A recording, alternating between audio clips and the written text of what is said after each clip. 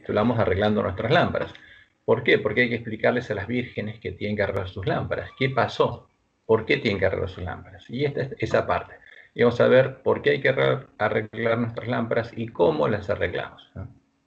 Entonces, después de oír el clamor de medianoche, aquí viene el esposo, salí a recibirle, que llegamos a esa parte ayer cuando mostramos las señales de los tiempos que nos muestran que la nuestra es la última generación.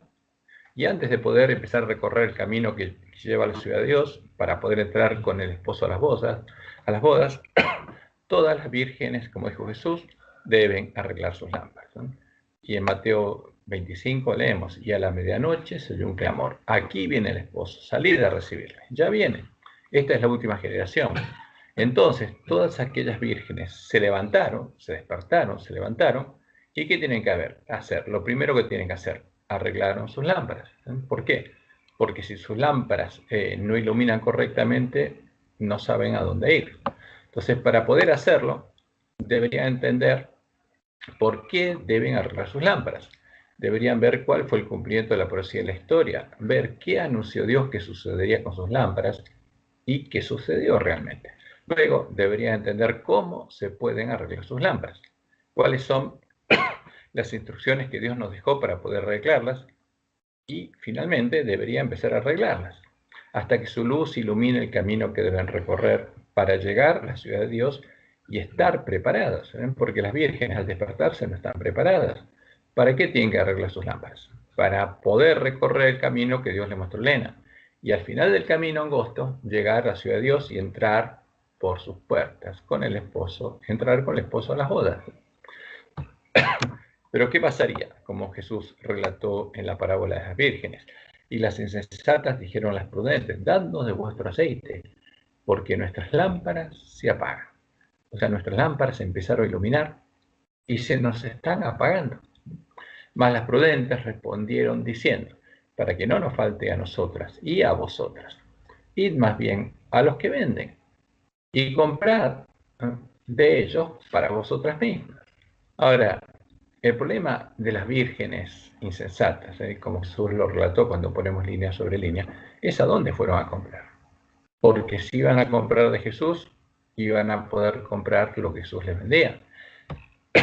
Pero mientras ellas iban a comprar, vino el esposo y las que estaban preparadas. O sea, ¿qué pasó? Había que prepararse. ¿Y cómo se prepara una virgen para entrar con el esposo a las bodas? Tiene que recorrer el camino que Dios le mostró a Lena.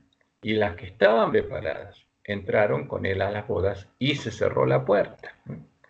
Por esa causa, debemos darles el alimento a tiempo a nuestros hermanos. O sea, hay que despertarlos y hacerles entender de qué se trata justamente esto que está pasando y qué pasó antes y por qué tienen que arreglar sus lámparas.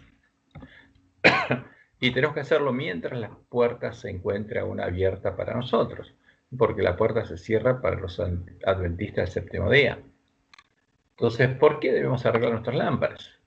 Como vimos al estudiar el cumplimiento de la profecía de las 7 iglesias, al final del periodo de 1260 años, contados al partir del año 31, cuando vino el reino de Dios a los hombres, cuando fue establecido el reino de Dios que predicaba Jesús, el periodo en el que el dragón y su mujer persiguieron a la verdadera iglesia de Cristo y Dios la sostuvo en el desierto. Entonces, al final del siglo XIII, porque los 1260 años más 31 llevan 1291.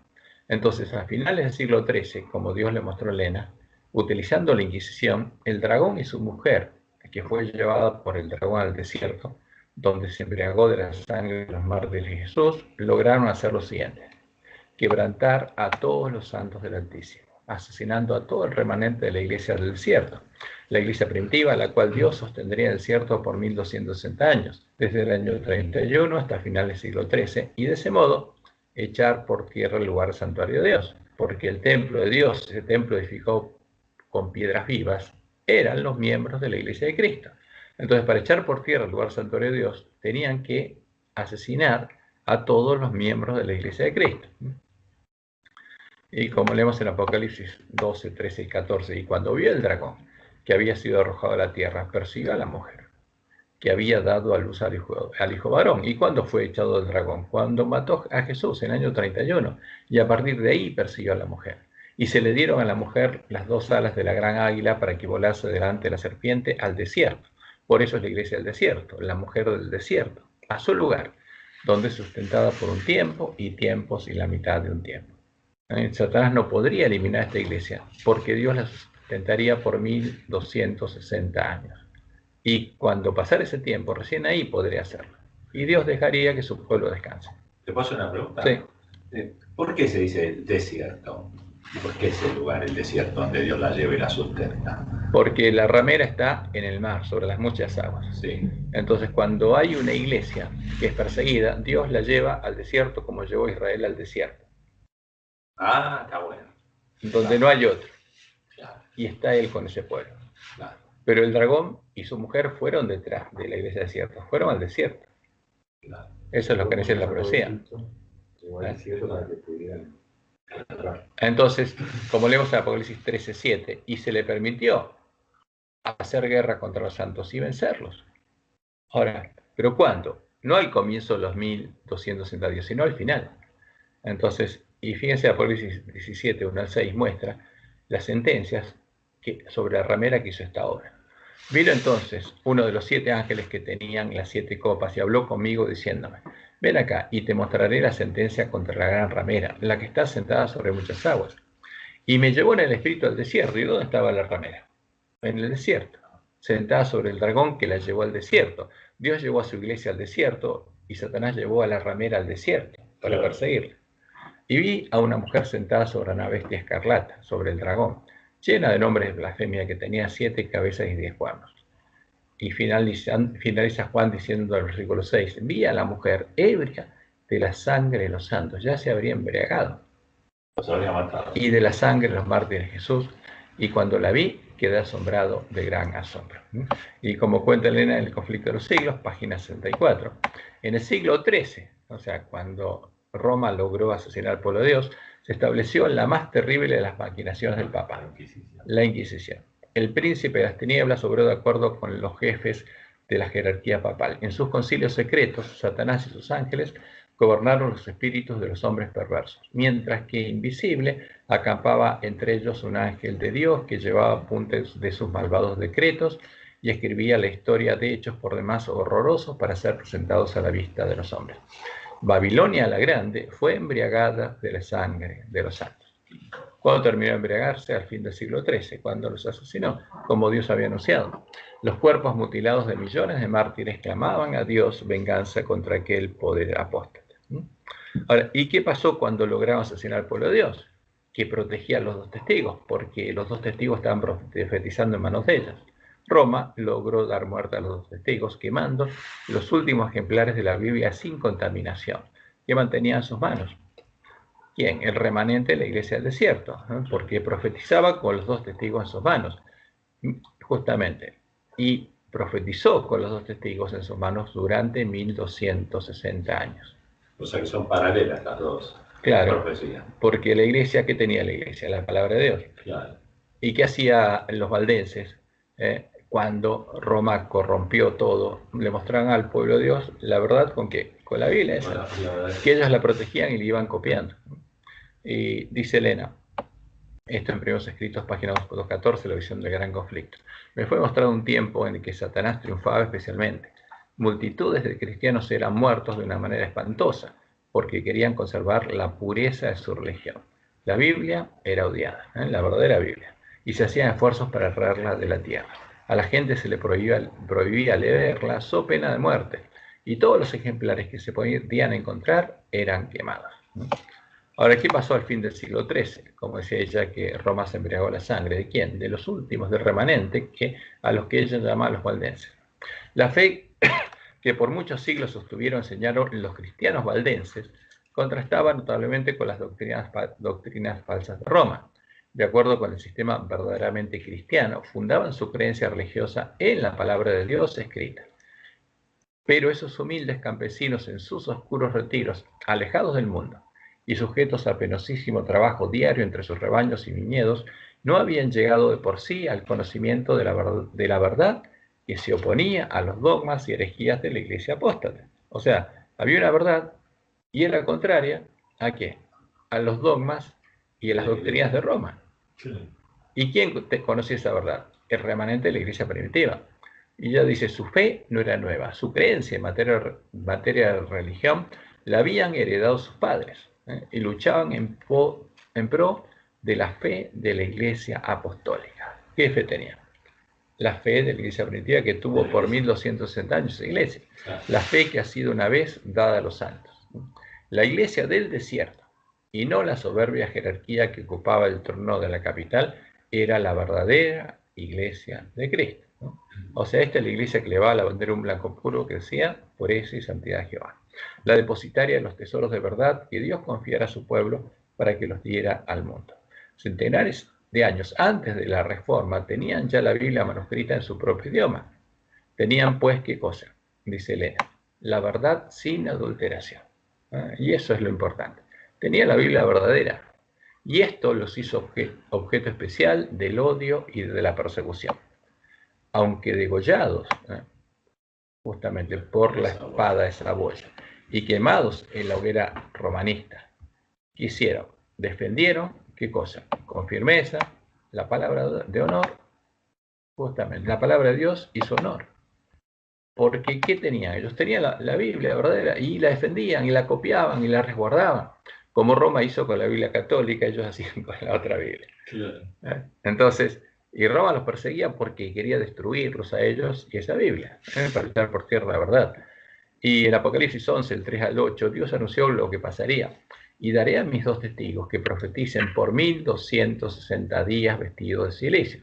O sea, durante los 1260 años de persecución, estos dos testigos estuvieron en manos de la iglesia verdadera y profetizaron vestidos de silicio. Hay un micrófono abierto, si se dan cuenta cuál es y lo cierran. Estos testigos, dice, son los dos olivos y los dos candeleros que están en pie delante del Dios de la tierra. Si alguno quiere dañarlos, sale fuego de la boca de ellos y devora a sus enemigos. Y si alguno quiere hacerles daño, debe morir de la misma manera. Estos tienen poder para cerrar el cielo a fin de que nos llueva en los días de su profecía. Son los dos testigos, Antiguo y Nuevo Testamento, donde están las palabras de la profecía. Y tienen poder sobre las aguas para convertirlas en sangre y para herir la tierra con toda plaga cuantas veces quieran. Esto es que sería como una referencia a lo que pasó con Moisés cuando sacó el pueblo de Israel. Y está anunciando a futuro, porque lo pasó. Claro. Está hablando de las plagas del Apocalipsis. Claro, pero también es como decir vos, uno es el tipo y eso sería el antitipo. Claro. Porque las plagas que fueron en Egipto se repiten al final de la historia, ¿no? Es similar la liberación, pero acá está hablando de los días de su profecía, está hablando del futuro. Claro. Ya lo que pasó su historia, pero está diciendo lo que los dos testigos tienen escritos, se va a cumplir. Claro. Y una de las cosas que está escrita es esta, porque los dos testigos anunciaron lo que les iba a pasar a ellos. Esta es la palabra de Jesús. Cuando hayan acabado su testimonio, la bestia que sube del abismo. ¿Y cuándo acabaría su testimonio? Después de profetizar 1260 años de la mano de los dos testigos, a fin del siglo XIII. Claro. ¿Y qué dice? La bestia que sube del abismo hará guerra contra ellos y los vencerá y los matará. ¿Qué haría con el pueblo de Dios? También los vencería y los mataría. Claro. Y a los dos testigos también. Y los vencería y los mataría. Esta es la palabra profética más segura. Y no podemos negarla. Si negamos la luz, justamente la palabra profética, nos quedamos a oscuras. Claro. Ahora, ¿y qué pasaría después que los matara? Y sus cadáveres, o sea, quedarían muertos, y lo que habría serían los cadáveres de los dos testigos. Estarán en la plaza de la grande ciudad que en sentido espiritual se llama Sodoma y Egipto, donde también nuestro Señor fue crucificado. O sea, en la gran ciudad que se llama Babilonia, Sodoma y Egipto. Y ahí Lutero encontró justamente la Biblia. ¿Y qué Biblia? La Biblia católica, a los cadáveres de los dos testigos. O sea, esto es algo así, perdóname si puedo hacerte esta pregunta. Esto es como que nos está llevando otra vez a las vírgenes, porque Dios nos está advirtiendo. Acá pasó algo con mi palabra y a las vírgenes le dice, tienen que arreglar sus lámparas, porque si ustedes no arreglan sus lámparas, no van a entender qué pasó con mi palabra. O sea que fue pisoteada, la mataron, quedaron los cadáveres, y ahora Dios lo que nos está diciendo, de antemano nos está diciendo a las vírgenes que tienen que estudiar con mucho detenimiento qué es lo que pasó con su palabra, porque si no nunca van a descubrir o nunca les voy a poder inspirar para que entiendan lo que pasó. Tienen que arreglarla. Claro. Entonces, ¿qué nos está anunciando? Porque la profecía del Apocalipsis, ¿quién la tiene que leer, oír y guardar? El pueblo adventista. Pueblo de Dios. Claro. Entonces, cuando empieza a leer esas palabras, va a llegar acá. ¿Y qué va a entender acá? Que justamente los mataron. Y después, inmediatamente, Jesús dice lo que tiene que hacer el pueblo adventista para que esas lámparas iluminen, ¿no? Entonces, pero tiene que ver y creer y comprobar y hacer lo que Dios dice. Bienaventurado el que lee, los que oyen y guardan. Y ahora nos va a decir qué tenemos que hacer. Y de ese modo, justamente al desaparecer el remanente del pueblo que conocía a su Dios, el pueblo conocía y predicaba la verdad, y solo quedar en medio de Babilonia los cadáveres de los dos testigos, la Biblia católica, Satanás y su mujer lograron echar por tierra la verdad, porque no había nadie más que conociera la verdad. Y todo el mundo, al ver a los cadáveres, creería que es la palabra de Dios, porque no sabría qué pasó. Entonces, como estudiamos en los periodos proféticos y las 8 iglesias, llegando a la iglesia triunfante, porque cuando haya 144.000 columnas del templo de Dios, ahí termina el tiempo de la Odisea, ahí termina el tiempo de la iglesia militante, no sigue hasta la segunda venida. La Odisea no va a estar, no existe más a partir de ese momento. ¿Por qué? Porque la iglesia militante hay un zarandeo y queda la iglesia triunfante y el resto ya no es más parte de la iglesia militante porque no existe más. Es echado, como Jesús dice, en el horno de fuego. Ahora, perdóname, la de iglesia militante mm, serían los 144.000 que van a la batalla no, del fuerte pregón. no. La iglesia militante, como Jesús lo dice, es la iglesia de Éfeso, Esmirna, o sea, es el pueblo de la iglesia de Cristo, que primero estuvo en la época de Éfeso, terminó Éfeso, pasa por Esmirna, después pasa por Pérgamo, Tiatira, Sardis, Filadelfia, y pasa por la Odisea. Esa es la iglesia militante. Ahora, ¿cuál es la iglesia triunfante? Es la esposa del Cordero. Entonces, ¿cuándo alguien pasa a ser parte de la esposa? Cuando su nombre es confesado por Jesús en las bodas. O sea, son los 144.000 esos. Las primicias de la esposa del Cordero son los 144.000, Claro. que son parte del templo de Dios y de la ciudad de Dios. Y son los que arrancan con el fuerte clamor. Y Jesús, el Espíritu y la esposa van a predicar el fuerte pregón. Entonces, esta iglesia que queda acá es la iglesia triunfante. Ahora, y esa iglesia se tienen que unir el pueblo que sale de Babilonia. Porque el Espíritu y la esposa dicen, ven, ¿a quién se une? A la esposa. Entonces esto es importante que lo entendamos los adventistas del séptimo día, porque ahí se va a cerrar la puerta para las vírgenes sensatas. Pero hasta ese momento, las vírgenes sensatas y las insensatas son parte de ¿qué? De la misma iglesia, la iglesia militante, la iglesia adventista del séptimo día. Ahora, pero ahí termina ese periodo. Y tenemos que entender claramente, porque Dios le mostró, especialmente a Elena de White, lo que va a pasar ahí. Pero, a ver, sigamos adelante. Nuestro objetivo es entender qué pasó acá. Entonces, aquí, al final de Teatira, fue exterminada la iglesia del desierto, la verdad que el lugar del santuario de Dios fue echado por tierra, y terminó también el periodo de testimonio de 1260 años de los dos testigos, y los mató Roma, porque quemó a los últimos ejemplares de la Biblia verdadera. ¿Y qué quedó? Lo único que quedó en Roma eran los cadáveres, y estaban acá en Roma, con el pueblo de Dios que estaba cautivo en Babilonia, y que estaba muerto, como Jesús le dice, hasta que Lutero encuentra los cadáveres atados en un convento, el sótano, y empieza a estudiar esa Biblia. Y esa Biblia justamente le abre los ojos. Y con esa Biblia, la Iglesia de Reforma le hace una herida de muerte a Roma, porque muestra que Roma no es la verdadera iglesia. Y sale de Roma. Y como vimos ayer, esas mismas iglesias ahora hicieron sanar la herida de muerte de Roma, reconociéndola como la verdadera iglesia de Cristo. Entonces, vamos un poco adelante. Entonces, y lo importante es la obra que hizo el corno pequeño. Y se engrandeció hasta el ejército del cielo, y parte del ejército de las estrellas echó por tierra y las pisoteó. Aún se engrandeció contra el príncipe de los ejércitos, y por él fue quitado el continuo. O sea, quiso el hombre de pecado, quitó el continuo. ¿Quién lo quitó, Jesús o el hombre de pecado? El hombre de pecado. Pero vamos a ver que en nuestras Biblias lo que dice Roma es que lo quitó Jesús. Nos engaña. Pero el que quitó el continuo, ¿quién fue? El hombre de pecado. ¿Cuándo? Cuando vino la apostasía.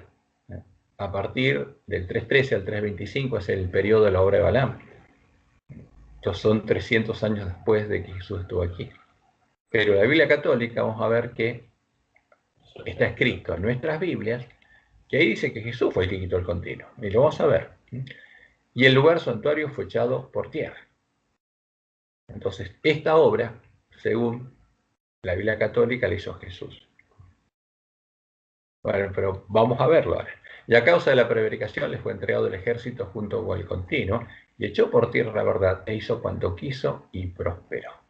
¿Y qué puso en lugar de la verdad? La mentira. Entonces vamos a ver primero cómo Roma creó a los cadáveres de los dos testigos. ¿No?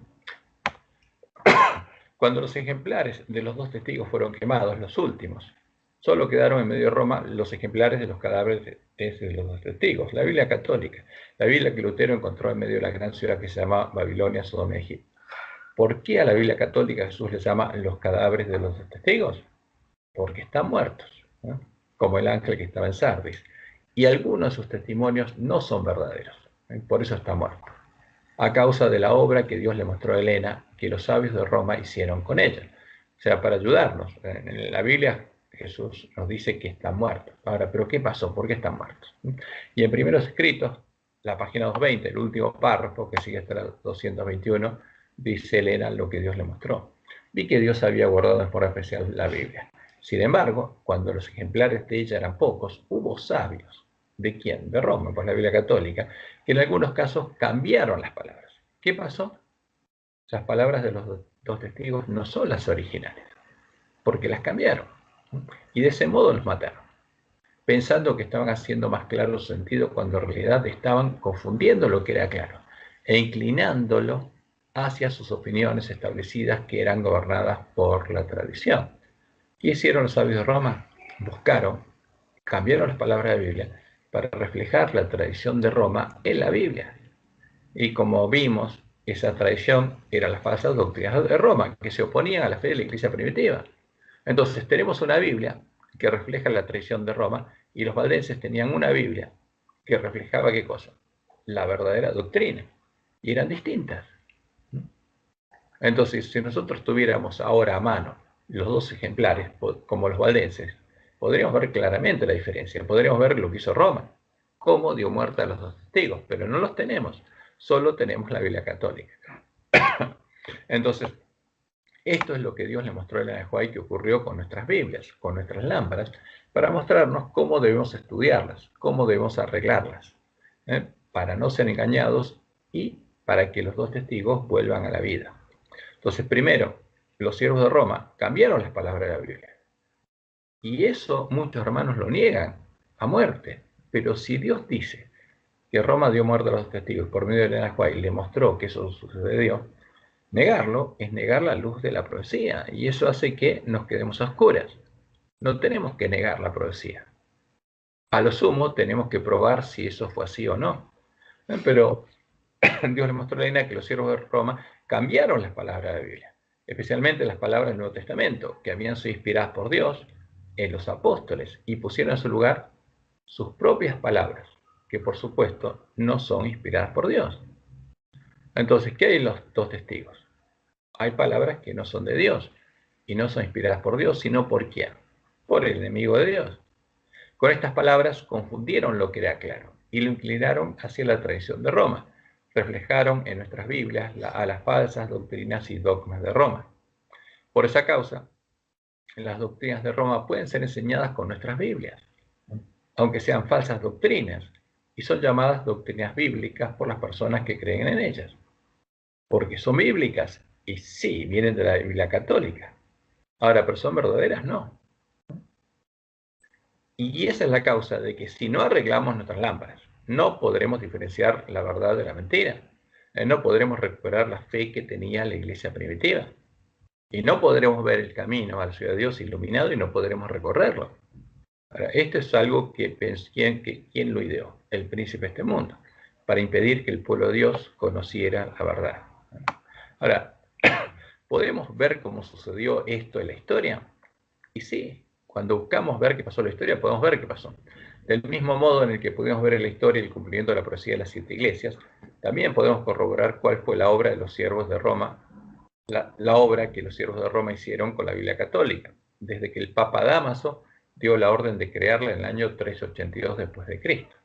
Entonces, fíjense, esto es importante. ¿Cuándo se creó la... Sí, la Biblia católica es la que Lutero encontró en medio de Roma y es la única Biblia que existe. Es nuestra Biblia. Ahora, y esa Biblia es preciosa para nosotros.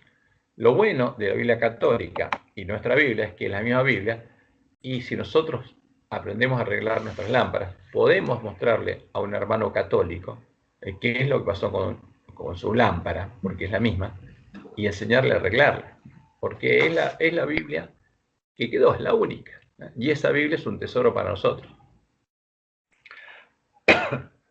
Entonces, ¿qué pasó? Roma misma cuenta que la Biblia católica fue creada cuando el Papa Dámaso dio la orden de crearla en el año 382. Pero en nuestro estudio vamos a centrarnos, no vamos a ver eso, ni lo que hizo Jerónimo, ni lo que hicieron nosotros, que podemos verlo. Vamos a centrarnos en cómo arreglar nuestras lámparas. Y arreglando nuestras lámparas, vamos a verificar que lo que Dios anunció se cumplió, y lo vamos a hacer viendo, primero, cómo en los cadáveres de los testigos se encuentran reflejadas las falsas doctrinas de Roma. Porque Roma las enseña, y vamos a ver cómo las enseña. Y las enseña como doctrinas bíblicas. ¿Y cuál es el testimonio coincidente de los dos testigos que nos muestra cuál es la verdad?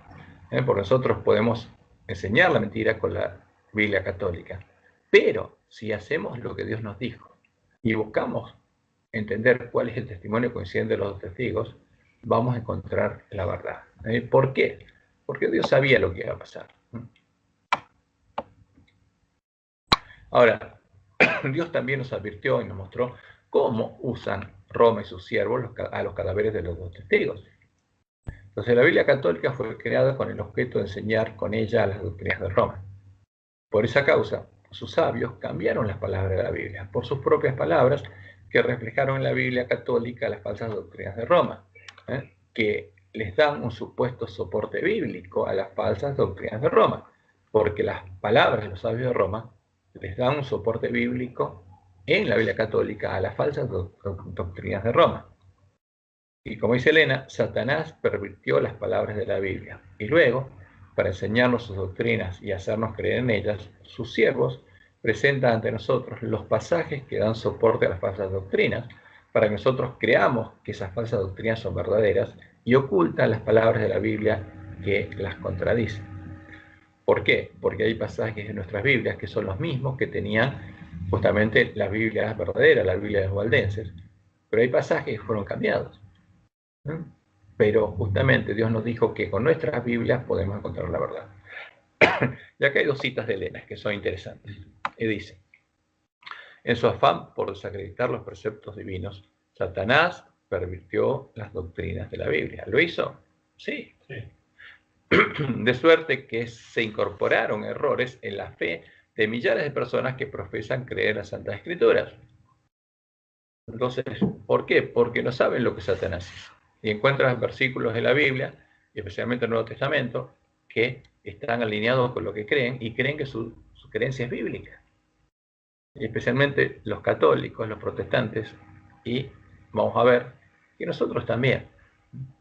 Por eso Elena dice lo siguiente, y está en el Evangelismo, página 429. Todos debieran familiarizarse con la palabra de Dios, porque Satanás pervierte y cita erróneamente las Escrituras. ¿Qué hace? Primero corrompe y después las cita como si fueran verdad. Y los hombres siguen su ejemplo, presentando una parte de la palabra de Dios a quienes desean conducir por senderos falsos, y ocultan la parte que echaría a perder sus planes. Por eso Elena dice: todos tienen el privilegio de familiarizarse con un claro así, dice Jehová. Hay pastores falsos que están dispuestos a decir y hacer cosas perversas. Nuestros hijos debieran ser instruidos de tal modo que lleguen a conocer perfectamente la palabra de Dios. ¿Para qué? Fíjense, esto es importante. A fin de ser capaces de saber cuando se lee una parte de la Escritura y se deja de leer otra parte, a fin de causar una falsa impresión. ¿Qué parte se lee? La que da soporte a lo que quiere enseñarnos. Y la otra parte, que dice lo contrario, la oculta. Ahora, ¿por qué existe esa contradicción? Porque las palabras sabios de Roma son las que contradicen a la verdad. ¿Pero qué usan los sabios de Roma?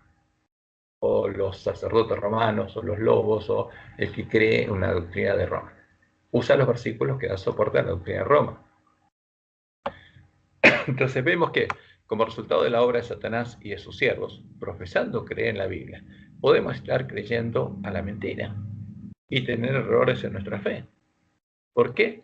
Porque creímos a los hombres que, como indica Elena White, siguiendo el ejemplo de Satanás, nos presentaron una parte de la Biblia, la parte que da soporte a las falsas doctrinas que ellos enseñan, y nos ocultaron las palabras de la Biblia que echarían a perder sus planes.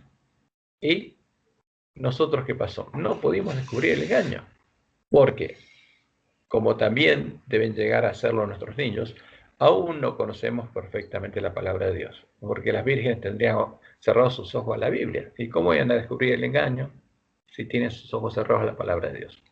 Y no pudimos darnos cuenta cuando nos leyeron una parte de la Biblia y nos dejaron de leer las otras partes a fin de causar una falsa impresión.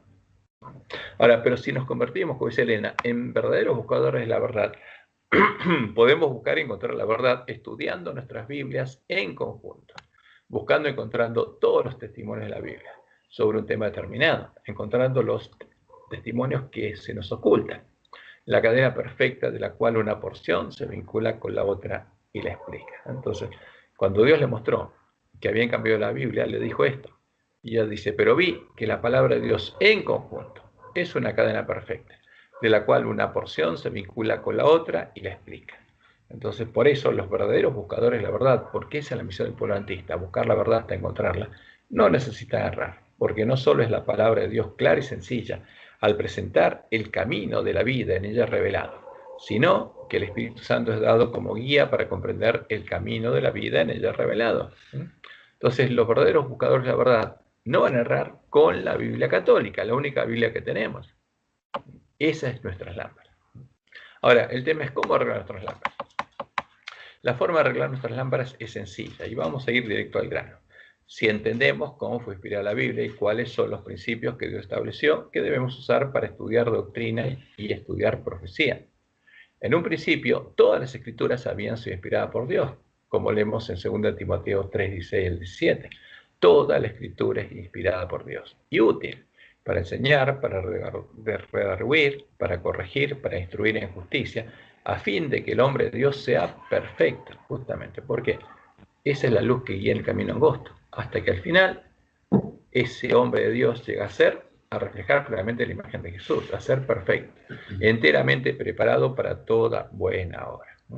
Al indicar esto, Pablo se refiere a las escrituras del Antiguo Testamento, a las escrituras que usaron Jesús y los apóstoles, que eran el fundamento de la fe de la iglesia primitiva, pero puede aplicarse a los escritos, no a las, sino a los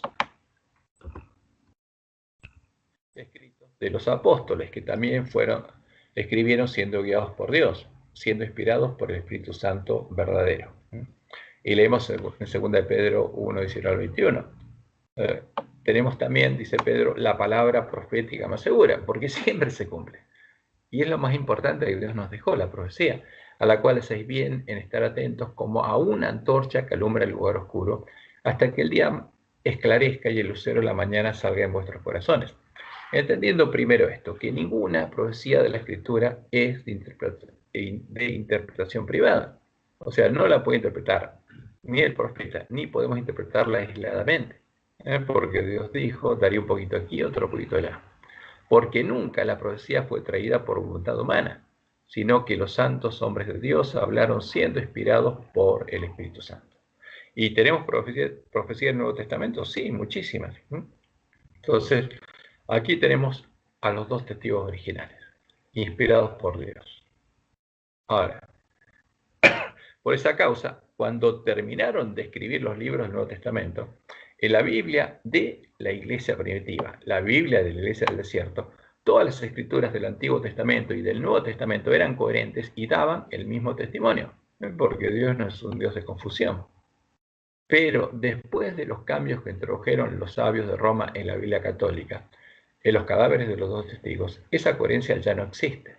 Y podemos comprobar fácilmente que las palabras que los sabios de Roma introdujeron en nuestras Biblias, especialmente en los libros del Nuevo Testamento, primero, dan testimonios contradictorios con los testimonios del Antiguo Testamento. los contradice. Y esos libros del Nuevo Testamento y sus testimonios resultan ser todos coherentes entre sí. ¿Por qué? Porque vemos que como los judíos tenían la Biblia hebrea, no pudieron cambiarla, porque había una referencia que no pudieron eliminar. Y justamente dan testimonios contradictorios con los otros testimonios del Nuevo Testamento. ¿Qué vamos a encontrar?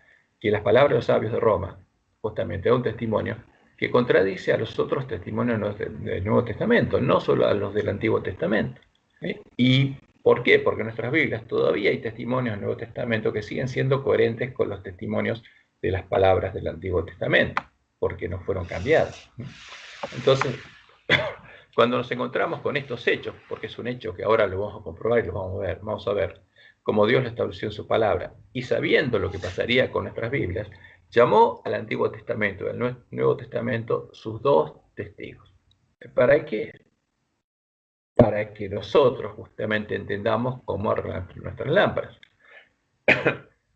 Por eso nosotros no podemos dar por verdadero el testimonio de un solo testigo, porque Dios dijo no se tomará en cuenta un solo testigo.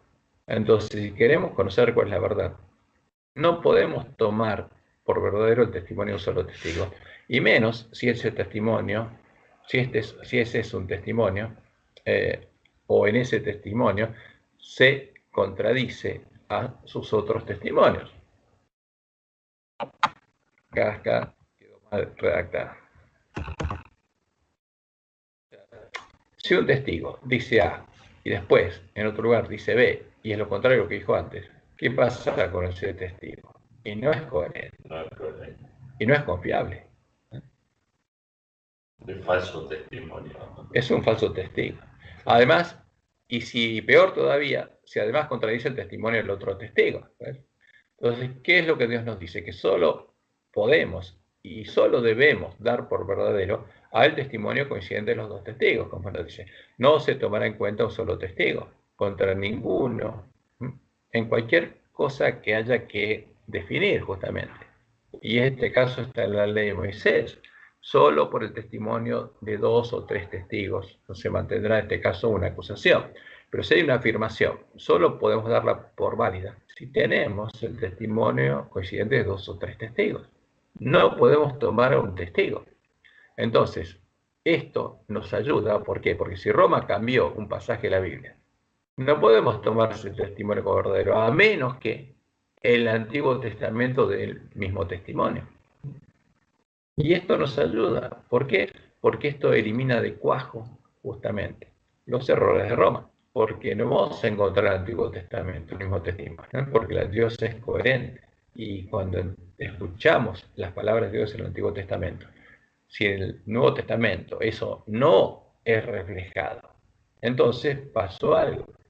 Porque la iglesia primitiva, su fe está basada en el Antiguo Testamento. Y lo que ellos predicaban era eso. Entonces hay incoherencia. Alguien metió la cola. Entonces, porque lo mismo encontramos en 2 Corintios 13:1, dice Pablo, por boca de 2 o 3 testigos se dirá todo asunto. No podemos tomar un solo testigo que se contradice a sí mismo y contradice al Antiguo Testamento. La única verdad la podemos encontrar cuando los dos testigos dan el mismo testimonio. Y vamos a ver que cuando encontramos ese testimonio, esa luz es muy clara. Esa es la luz que tiene que salir de nuestras lámparas. Esa es la forma de arreglar nuestras lámparas. Buscar cuál es el testimonio coincidente de los dos testigos. Además de este principio fundamental, Dios estableció principios claros y sencillos que debemos seguir para estudiar las Escrituras y arreglar nuestras lámparas. Por ejemplo, como él dice, primero, las cosas secretas pertenecen a Jehová nuestro Dios, mas las reveladas son para nosotros y para nuestros hijos para siempre, para que cumplamos todas las palabras de esta ley. Entonces no tenemos que especular, tenemos que buscar todo lo que está revelado y todo lo que está escrito y todas las definiciones claras que Dios haga. Y esas son para nosotros. No tenemos que suponer. Tiene que ser así dice Jehová, tiene que estar escrito. Tenemos que creer a todo lo que está escrito, a todo así dice Jehová. Sí, perdón, una preguntita. O sea que básicamente, si bien tenemos los dos cadáveres... No, un solo cadáver. El cadáver de los dos testigos de la Está Biblia. bien, bueno, está bien. Lo que pasa es que yo estoy referenciando y pensando en un cadáver de Mactenazo. Es un solo cadáver con dos testigos. Pero el que menos pudieron tocar, digamos así, es el Antiguo Testamento, porque los judíos guardaron celosamente, digamos, su palabra, Sí, y uno tiene, por ejemplo, si quisiera contrastar lo que está escrito en el Antiguo Testamento con lo que hizo Roma con las cosas del Antiguo Testamento. Yo puedo corroborar a través de algún diccionario o alguna forma, sí, sí. estudiar si lo que agregó es verdad o es mentira. Nosotros tenemos acceso al hebreo. Y además ahora, al encontrar los rollos de Qumran, tenemos acceso a, digamos, a la Biblia hebrea original antes de que Jesús viniera. ¿Vale? Entonces, Claro. al tener acceso a esos originales, nadie te puede engañar. Claro. Y podés corroborar que las Biblias nuevas en el Antiguo Testamento están cambiando cosas porque son siervos de Satanás, no por otra cosa. Claro. Porque están corrompiendo también, buscan corromper a las Biblias que llegan a nuestras manos. Hoy día se hace de una forma alevosa, como por ejemplo la nueva Biblia internacional, todas esas le están haciendo cualquier desastre. Sí, uno va mirando cómo van. porque están desesperados, como queda poco tiempo, quieren corromper las Biblias. Pero, a ver, lo importante es esto. Si nosotros buscamos todo lo que Dios reveló y entendemos, como dice la Biblia, que la suma de los testimonios coincidentes de los testigos nos mostraría la verdad bíblica, ahí nadie nos puede engañar. Porque de ese modo se puede arreglar nuestras lámparas y desaparecen todas las cosas erróneas que Roma metió en la Biblia. Entonces, ¿por qué? Como es Jesús mismo, él dijo, no solo de pan vivirá el hombre, sino de todo. La palabra sale de la boca de Jehová, vivirá el hombre. Por eso tenemos que leer toda la Biblia y buscar todos los testimonios. Y como dice el Salmo 19, 160, la suma de tu palabra es verdad. ¿Que queremos conocer la verdad? No hay que tomar un versículo aislado. Tenemos que tomar la suma de la palabra de Dios. Y eterno es todo juicio de su justicia. ¿Qué quiere decir? Cuando Dios dice algo, y eso es eterno, no cambia. O sea, Dios nunca se contradice. Entonces, cuando encontramos una así de Jehová, donde Dios dice algo claramente, es así, como Jesús dijo. Pero sea vuestro hablar sí, sí, no, no. Claro. Porque lo que es más de esto me mal procede. Entonces, cuando Dios dice sí, es sí. Y cuando dice no, es no. Y hay muchos versículos son claros. Él define claramente un tema y dice, es así.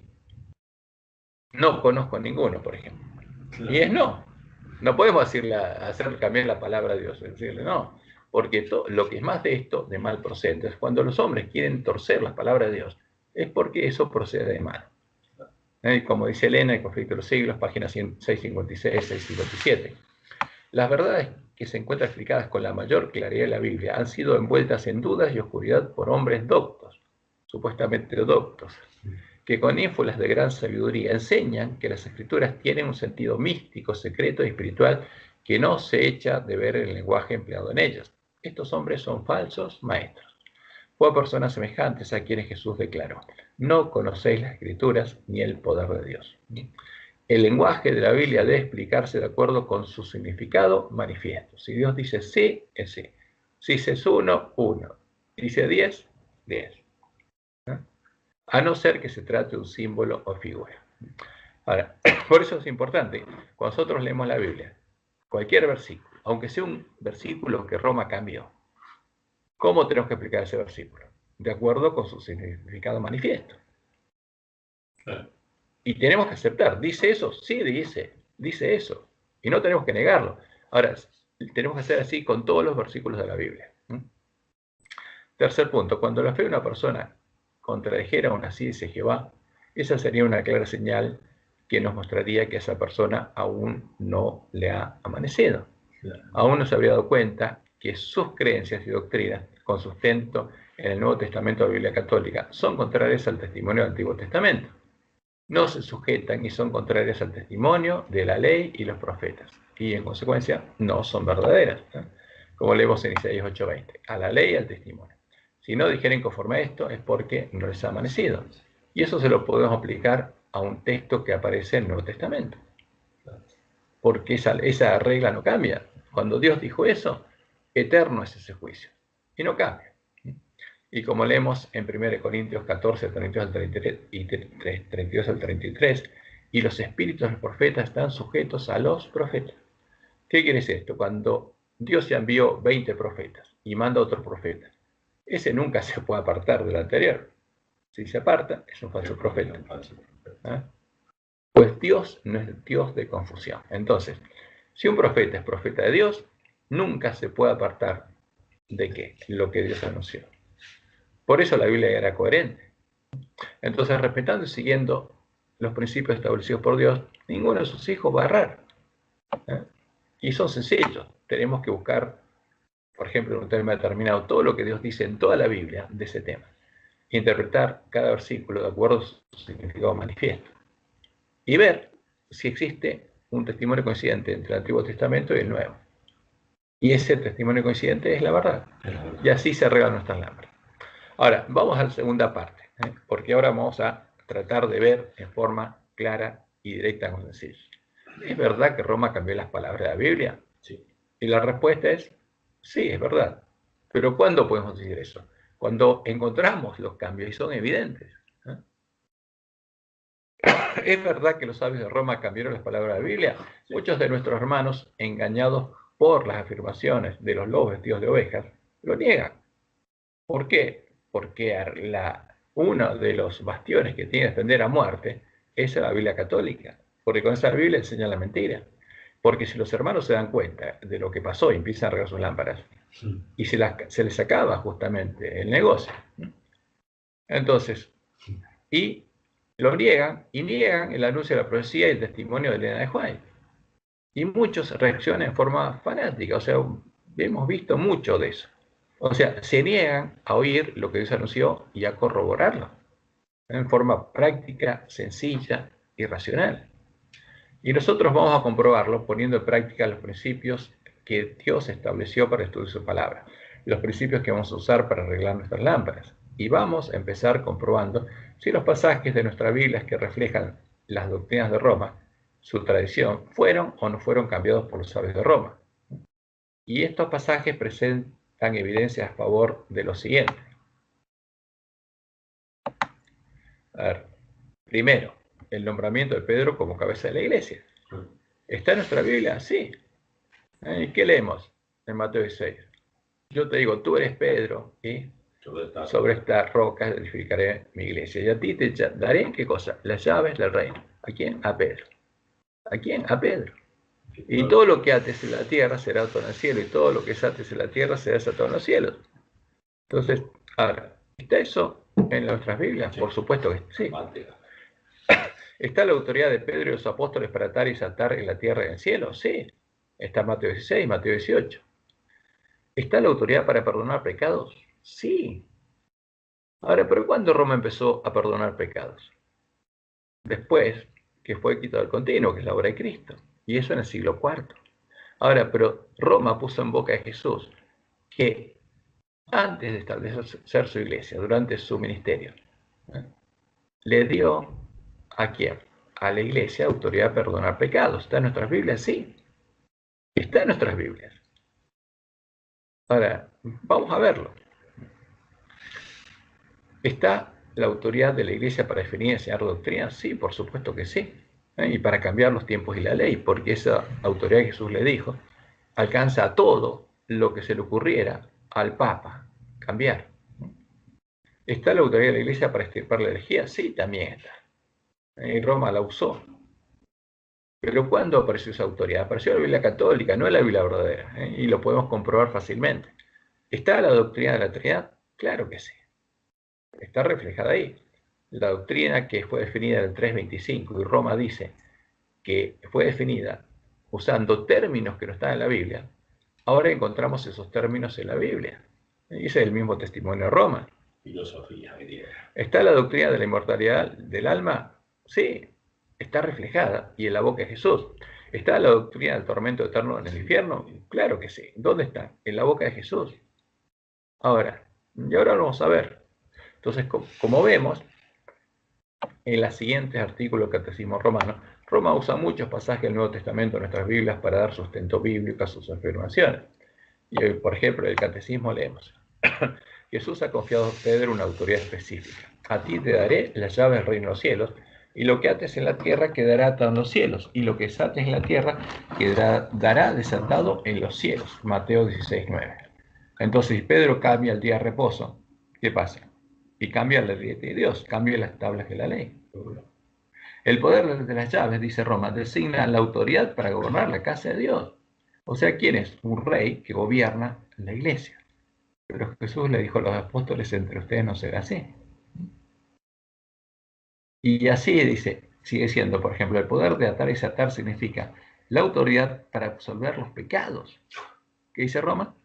Al darle poder de atar y desatar, el Papa puede escribir y borrar en el libro de la vida, está diciendo.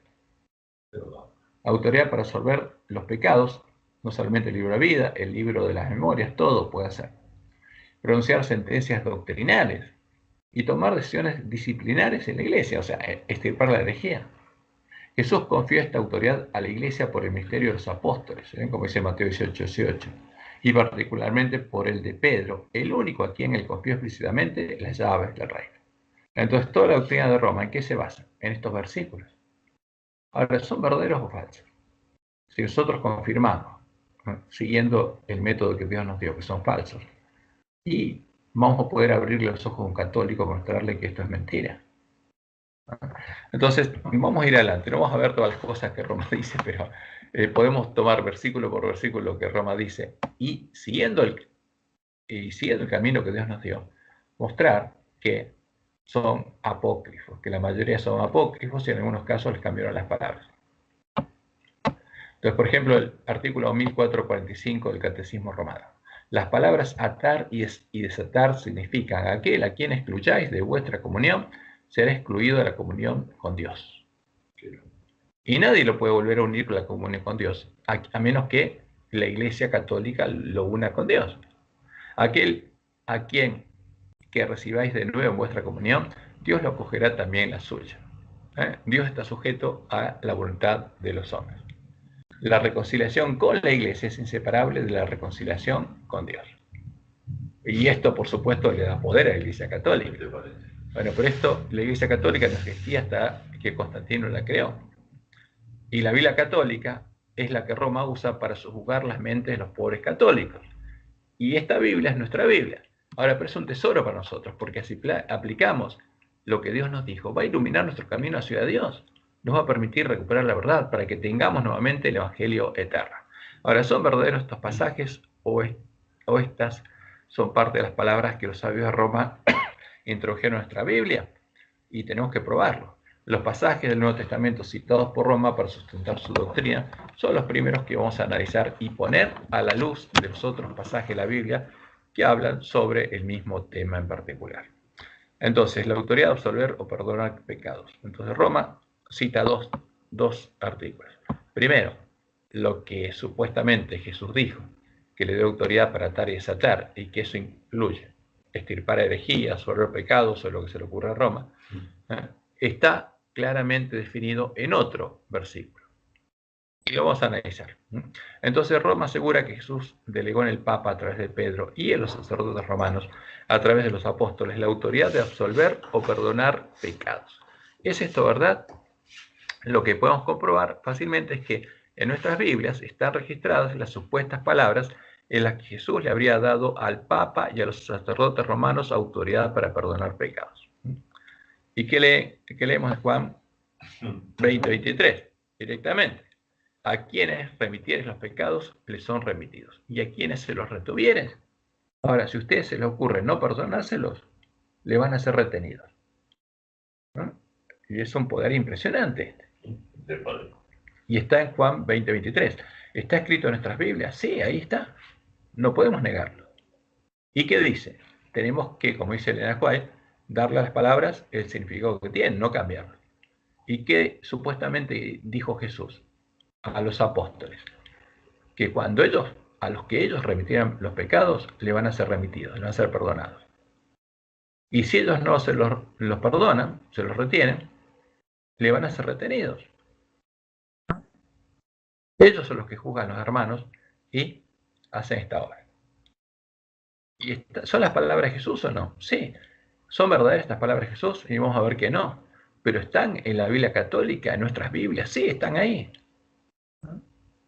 Ahora, si las palabras de Jesús, estas supuestas palabras de Jesús, en Juan 20 y 23, fueran verdaderas, entonces, la única que podría perdonar pecados sería la Iglesia de Roma, el Papa, el supuesto sucesor de Pedro y la jerarquía romana, los supuestos sucesores de los apóstoles. Y si la Iglesia de Roma no perdona nuestros pecados son retenidos y no pueden ser perdonados.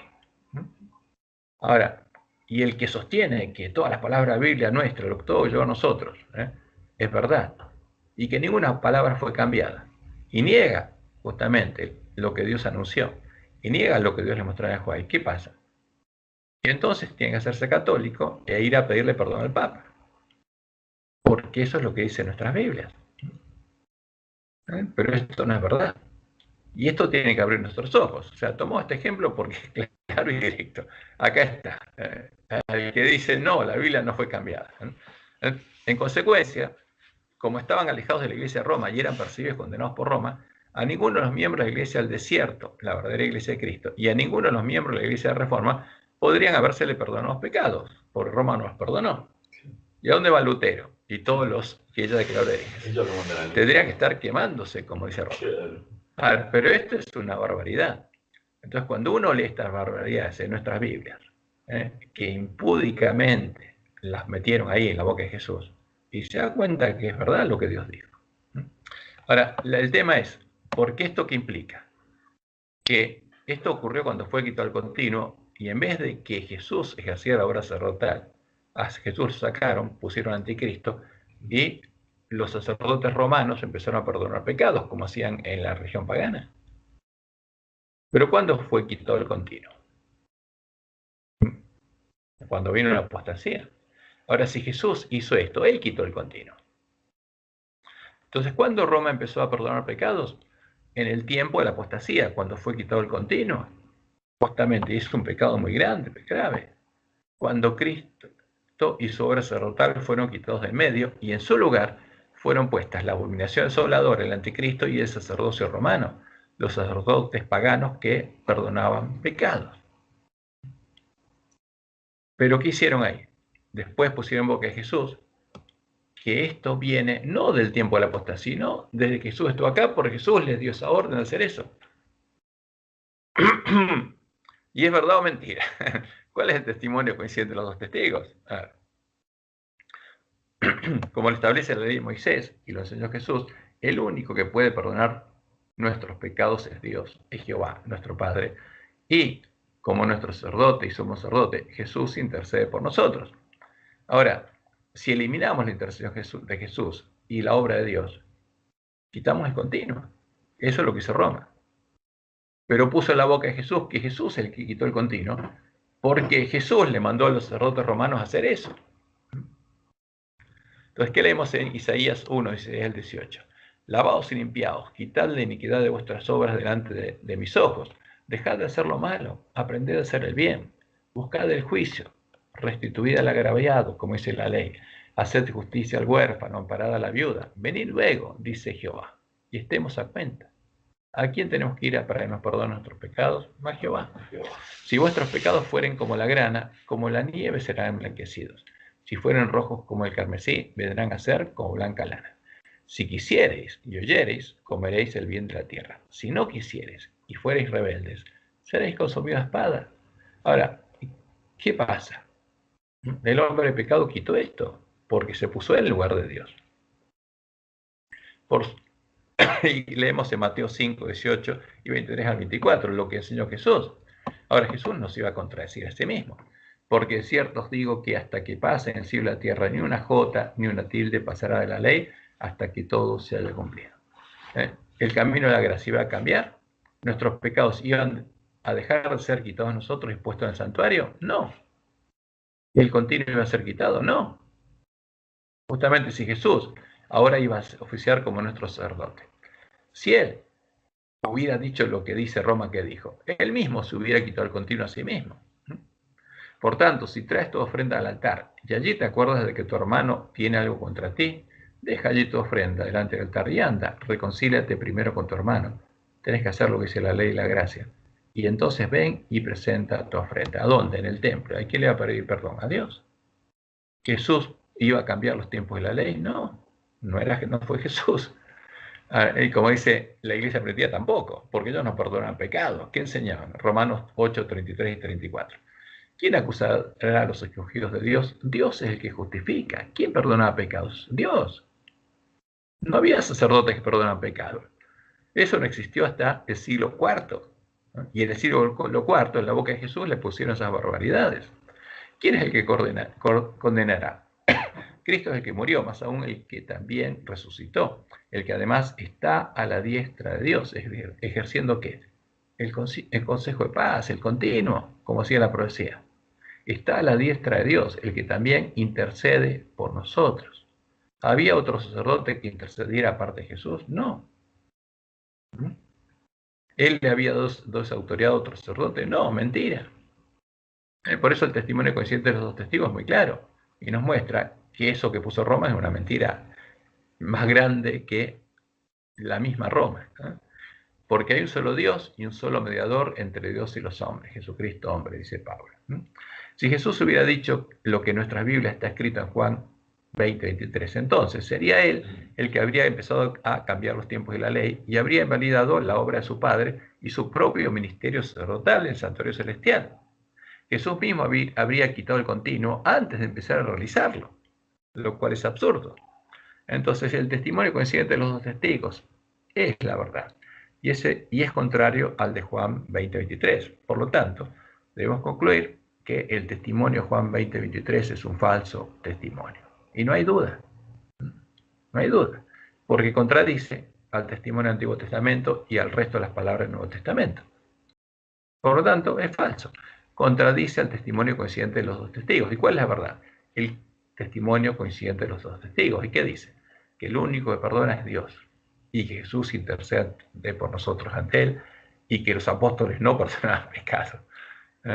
Y obviamente esa barbaridad fue puesta después del tiempo en que fue quitado el continuo para justificar eso y decir que Jesús es el que les dio la orden de hacerlo. Ahora, y es burdo lo que hicieron. Fíjense, cuando analizamos el texto en su contexto. Aquí tenemos Juan 20, 19 al 24. Y cuando leemos lo que está en rojo, lo que está en recuadrado, es algo que no tiene nada que ver con el resto. Entonces, cuando leemos Juan 20, 19 hasta el 20, después leemos el 24, leemos lo siguiente. Cuando llegó la noche de aquel mismo día, el día en que Jesús resucitó, el primero de la semana, estando las puertas cerradas en el lugar donde los discípulos estaban reunidos por miedo de los judíos, vino Jesús y puesto en medio les dijo, paz a vosotros. Y cuando les hubo dicho esto, les mostró las manos y el costado, y los discípulos se regocijaron viendo al Señor. ¿Y cómo sigue el relato original? Pero Tomás, uno de los 12, llamado Dídimo, no estaba con ellos cuando Jesús vino y no lo vio. Ese es el relato.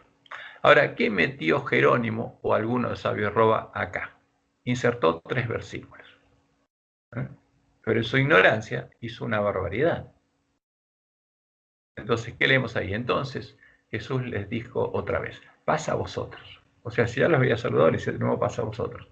Como me envió el Padre, así también yo os envío. Y habiendo dicho esto, sopló y les dijo, recibid el Espíritu Santo.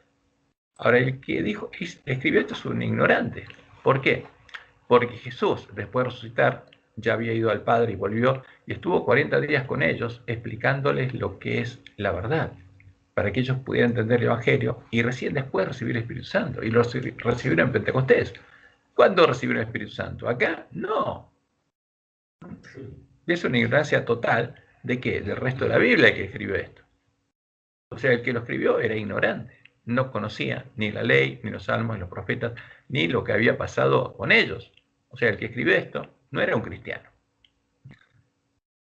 Y como nosotros sabemos, era un filósofo que se disfrazó de cristiano, porque muchos paganos se disfrazaron de cristianos. Entonces, ¿qué sigue siendo ahora? Porque el objetivo del que escribe esto es el versículo 23, y decir que Jesús les dio autoridad para perdonar pecados, porque ellos estaban perdonando pecados, porque Silvestre había cristianizado las ceremonias paganas, y ellos perdonaban pecados y hacían sacrificios. Entonces, esto es lo que busca justificar eso. Y ponen en boca de Jesús que Jesús les autorizó a quitar el continuo. Y les dice, a quienes remitieres los pecados les son remitidos, y a quienes se los retuvieres les son retenidos. Y acá está, en boca de Jesús. Pero hizo una barbaridad. Por eso nosotros nos podemos dar cuenta fácilmente. Primero, porque fue insertado a lo bestia, digamos. Y después es un testimonio contrario al testimonio de los dos testigos. Ese es el tema. Ahora, ¿qué están haciendo los lobos? Tienen que hacer desaparecer justamente estas cosas para que no veamos la brusquedad de esta inserción a la fuerza. Y entonces van cambiando las palabras para confundirlo todo. Pero no importa, lo que Dios nos dijo es que con esta Biblia, la Biblia de Reforma, la que Lutero sacó de Roma, podemos encontrar la verdad. Ese es el tema. Cuando analizamos este texto en su contexto inmediato, nos damos cuenta que Juan 20, 21 al 23 resulta ser un agregado al texto de Juan.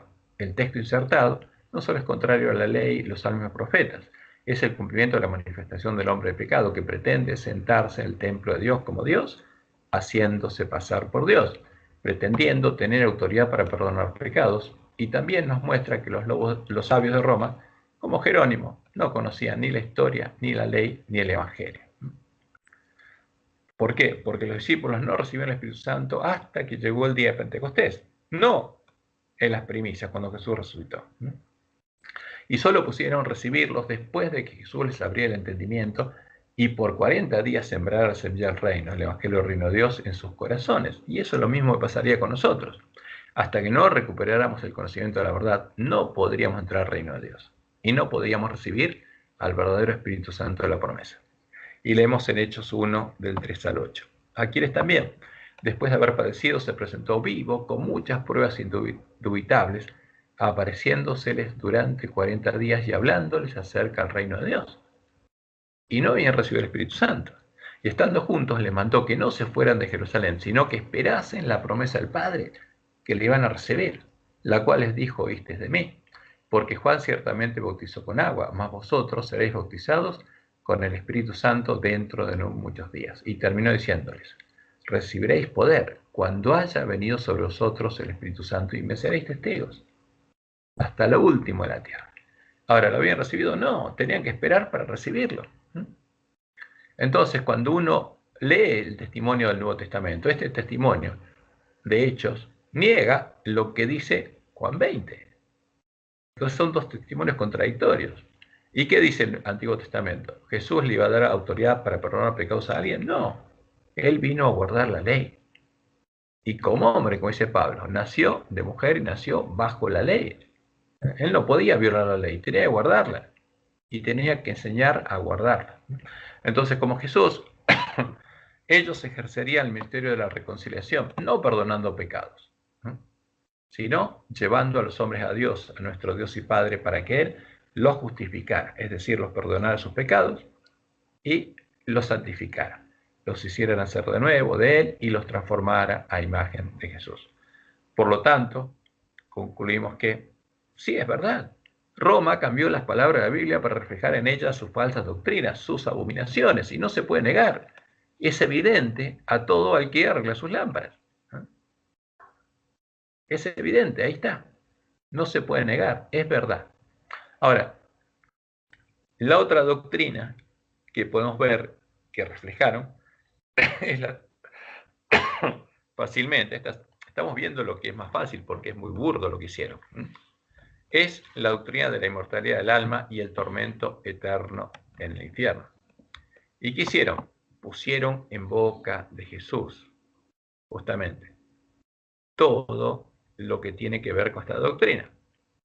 Entonces, y el sostener esta doctrina es lo que sostenían los paganos. ¿Sabes de dónde viene? Fíjense, acá tenemos los egipcios mostrando que después de la muerte, el alma de los que mueren, de los muertos, es pesada. Y en función de ese juicio inmediato después del juicio, de la muerte, se define su destino eterno. Y a la derecha tenemos el Tártaro, en lo que los griegos y los romanos creían que era el infierno. Y ahí donde iban justamente los pecadores, después de ser juzgados. Y abajo tenemos la misma tradición y la misma balanza, y tenemos la Iglesia de Roma, porque eso es lo que Roma dice que pasa. Porque como dice que el alma es inmortal, tiene que decir cuál es el camino que sigue el alma después de la muerte. Y entonces, inmediatamente después de la muerte, dice el catecismo, los hombres son juzgados y se define el destino. Y aquí tenemos en la Enciclopedia Católica cómo ellos usan justamente eso, que definen. Y ellos dicen que su uso teológico, infierno, porque dicen, viene de que Hel era la repulsiva a Dios al inframundo, etcétera, es una tradición pagana. Pero dicen, su uso teológico, infierno, infernus, es un lugar de castigo después de la muerte. ¿Y por qué dicen lo usamos? Porque Jesús lo enseñó, dice. Los teólogos distinguen 4 significados del término infierno. Infierno, en el sentido estricto del término, un lugar de castigo para los condenados, sean estos demonios u hombres. El limbo de los infantes, limbus parvulorum, donde son confinados y padecen cierto tipo de castigo aquellos que murieron con solo el pecado original, sin pecado mortal. Entonces, ¿quién creó esto? ¿Quién lo usa? Supuestamente el Dios de Roma. Y dicen que es el Dios de la Biblia. Entonces, el Dios de la Biblia habría creado el infierno.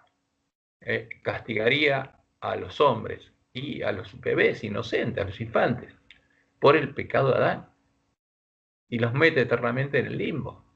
Y estaba el limbo de los padres, limbus patrum, en donde las almas de los justos que murieron antes de Cristo estaban esperando a su admisión al cielo, pues mientras tanto el cielo estaba cerrado para ellos como castigo por el pecado de Adán.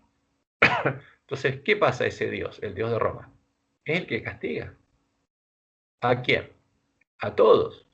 Y se estaba descargando ¿contra quién? Contra los infantes, justamente contra Abel, contra todos los que murieron antes que Cristo viniera. Y el purgatorio, donde los justos mueren, que mueren en pecado venial o que aún tienen una deuda de la pena temporal por el pecado, son limpiados por el sufrimiento antes de su admisión al cielo.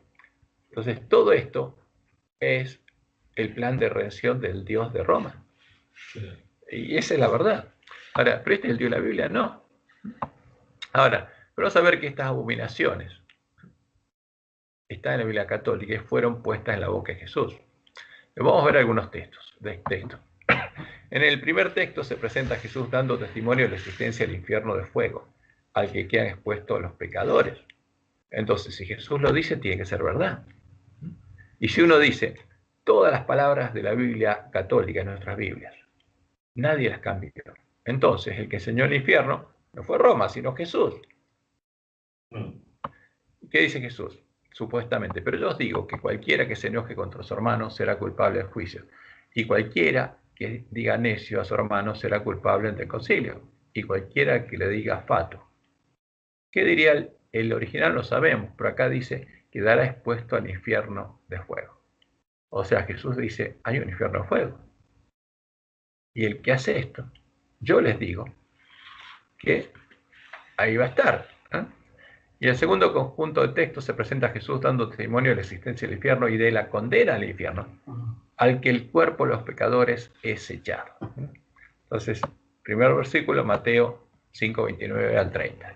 Por tanto, si tu ojo te es ocasión de caer, sácalo y échalo de ti, pues mejor te es que se pierda uno de tus miembros y no que todo tu cuerpo sea echado al infierno. O sea, ¿quién va a echar el cuerpo del pecador al infierno? Y ahora, vamos a ver para adelante, sigue el testimonio. ¿Y qué dice? Lo mismo que Roma, que su padre lo echa al infierno. Y si tu mano derecha te es ocasión de caer, córtala y échala de ti, pues mejor te es que se pierda uno de tus miembros que todo tu cuerpo sea echado al infierno. Y por supuesto, con esto Roma asustaba a todos los hombres y vendía sus indulgencias. Y en Mateo 18, 19 leemos, y si tu ojo te es ocasión de caer, sácalo y échalo a ti. Y al final dice lo mismo. O sea, ser echado al infierno de fuego. Y en la próxima, cuando habla de los fariseos, ¿qué le dice? Hijos del infierno. ¿Cómo escaparéis de la condenación del infierno? Ahora, ¿quién condena a los hombres del infierno? Y los quema en el infierno. Y supuestamente, ¿quién? El que creó el infierno. Y si Jesús lo enseña, debe ser su padre, ¿no? Este es el testimonio de Jesús supuestamente sobre su padre. ¿Es verdadero el testimonio? No. Es falso. Ahora, en el párrafo En este párrafo Jesús da testimonio sobre la existencia del infierno, sobre la inmortalidad del alma y el tormento eterno del infierno, en el fuego que no puede ser apagado. Y está en Marcos 9, 43 y 47. Si tu mano te fuera ocasión de caer, córtala. Mejor es entrar en la vida manco que teniendo dos manos ir al infierno, al fuego que no puede ser apagado. Y entonces, un sacerdote lee esto y un católico le dice palabra de Dios. Ahora, y nosotros, los adventistas del séptimo día, nos enseñaron y justamente están negando todo lo que Dios nos mostró, diciéndoles que todas estas palabras son verdaderas y es mentira. Y si tu pie te fuera ocasión de caer, córtalo. Mejor te es entrar en la vida cojo que teniendo dos pies, ser echado en el infierno, al fuego que no puede ser apagado. Ahora, Jesús dijo esto y al final dice ser echado en el infierno. Entonces, y en los siguientes textos se pone en boca de Jesús un testimonio errante acerca de su padre, presentándolo como un monstruo vengativo y sin amor al que hay que tenerle miedo. Su padre sería el destructor, el que destruye, al que hay que tener miedo, como a Moloch Baal. Pero en la Biblia el destructor se refiere a quién? A Satanás. Pero acá en boca de Jesús está hablando que el destructor es su padre. Sí. Me viene a la mente esto que estás diciendo, porque era siempre una duda que yo tenía. Sí. Todo esto que estás diciendo que lo está corroborando. Vos fijate que todo lo que estabas mirando, esta ciencia del infierno, viene de Egipto. Sí. Mirá, en el capítulo 11 de los dos testigos dice, cuando hayan acabado su testimonio, la bestia que sube del abismo hará guerra contra ellos y los vencerá y los matará. Dice. Y después dice que los cadáveres de ellos estarán en la plaza de la grande ciudad, que en el sentido espiritual se llama Sodoma y Egipto, donde también nuestro Señor Jesucristo fue crucificado. ¿Por qué? Porque la región de Sodoma y la región de Egipto es la misma y es la región de todas las rameras. Ahí la están metiendo ahí. Por supuesto. Claro. Ahora, ¿y qué dicen? Su padre sería el destructor. Su padre es el que castiga y quita la vida, el que mata. Y eso está en la boca de Jesús. Su padre echa en el infierno después de haber quitado la vida. Su padre destruye el alma y el cuerpo en el infierno. Su padre es el creador del infierno y del sufrimiento. Las herramientas son parte de su justicia. El tormento eterno de los pecadores. Ahora, eso está en la boca de Jesús. Nosotros creemos eso. Dios mío. Pero hay hermanos que defienden a muerte, que todas estas palabras son verdaderas. Ahora, uno puede entender que un lobito lo haga un lobo porque esa es su misión. Pero nosotros tenemos que ser racionales y estudiar la Biblia y entender y hacer lo que Dios nos dijo. Y leemos en Mateo 10, 28. Y no temáis a los que matan el cuerpo, mas el alma no pueden matar. Temed más bien a aquel que puede destruir el alma y el cuerpo en el infierno. ¿A quién tenganle miedo? A mi Padre. Al destructor del alma y el cuerpo en el infierno. Ahí hay dos cosas metidas, ¿no? Muchas La cosas. inmortalidad del alma No, y pero el infierno. te va a destruir el infierno. Claro, Y después dice en Lucas 12:5, pero os enseñaré a quién debéis temer. O sea, Jesús enseñando a tener miedo a quién. A Dios. Con la Iglesia Católica. Dios es el que castiga. Entonces necesitamos a alguien que nos proteja de ese Dios malo. Temed a aquel que después de haber quitado la vida, primero te quita la vida, y tiene poder de echar al infierno. Ahora, si te puede echar al infierno es porque estás vivo, tu alma echa al infierno. Así os digo, a este temed, ténganle miedo. O sea, Jesús dándose el testimonio de su Padre. ¿Qué tiene que ver esto con Juan 3:16? Esta es la doctrina de Roma, ese es el Dios de Roma. Y en la parábola de Lázaro y rico, o del rico y Lázaro, se pone en boca de Jesús una fábula traída de la tradición pagana del cielo y del infierno, que explica en detalle cuál es la doctrina de Roma. Entonces, el mendigo murió y fue llevado al cielo, porque el alma es inmortal. El rico murió y quedó en el infierno, en el reino de Hades, el dios de la muerte, el hermano Zeus, el padre de Apolo y dios del cielo, su alter ego, donde estaba siendo atormentado. El rico estaba siendo atormentado por la llama del infierno y nunca podría salir de ahí. Su tormento sería eterno. Y esta es la doctrina de Roma. Y está o sea, eso del alter ego tiene que ver como, para entenderlo, eso tiene que ver como que en Dios está el bien y el mal. Y sí, porque Zeus y Hades eran hermanos. Claro. Tenía la misma esencia, la misma sustancia. En uno se manifestó una parte y en la otra el otro. No, o sea que Satanás es un pobrecito, digamos. Que agarró la parte mala de Dios. O eso es la conclusión final de los teólogos. Entonces, fíjense lo que está en Lucas 16, 19 al 26. Había un hombre rico que se vestía de púrpura y de lino fino y hacía cada día banquete con esplendidez. Había también un mendigo llamado Lázaro, que estaba echado a la puerta de aquel, lleno de llagas, y ansiaba saciarse de las migajas que caían de la mesa del rico. Y aún los perros venían y lamían las llagas. Aconteció que murió el mendigo y fue llevado por los ángeles al seno de Abraham. Ay. Y murió también el rico y fue sepultado. Y en el Hades, ¿quién creía en el Hades? Los romanos y los griegos, porque iba al Hades, ¿no? Y en el Hades alzó sus ojos, estando en tormentos. ¿Qué pasó? Estaba en el Tártaro, lo estaban atormentando. Y Jesús enseñando eso, y vio de lejos a Abraham y a Lázaro en su seno. Entonces él, dando voces, dijo: Padre Abraham, ten misericordia de mí y envía a Lázaro para que moje la punta de su dedo en agua y refresque mi lengua, porque estoy atormentado en esta llama. ¿Qué estaba pasando? Lo estaban quemando vivo. ¿Quién? Y supuestamente el Padre Jesús, porque eso es lo que viene siendo Jesús. Pero Abraham le dijo: Hijo, acuérdate que recibiste tus bienes en tu vida, y Lázaro también males. Pero ahora este es consolado aquí y tú atormentado. Ahora, ¿qué es esto? Es la enseñanza de los hindúes, que se compensa, el karma. Si vos viviste acá, después, y si te está pasando algo, por algo será. Entonces, esa es la tradición pagana. Además de todo esto, una gran cima está puesta entre nosotros y vosotros, de manera que los que quieren pasar de aquí a vosotros no pueden, ni de allá pasar acá. Y esta es la enseñanza romana. Entonces estaba el río Aqueronte, ¿no? Donde eran llevados de un lado al otro, estaban los conserveros que impedían que las almas volvieran a los vivos o fueran al cielo. Esto es paganismo puro. ¿Dónde está? En boca de Jesús. ¿Jesús va a enseñar estas barbaridades? No, jamás. O sea, es una locura. Entonces uno tiene que poner todas las palabras de Jesús para entender qué está pasando.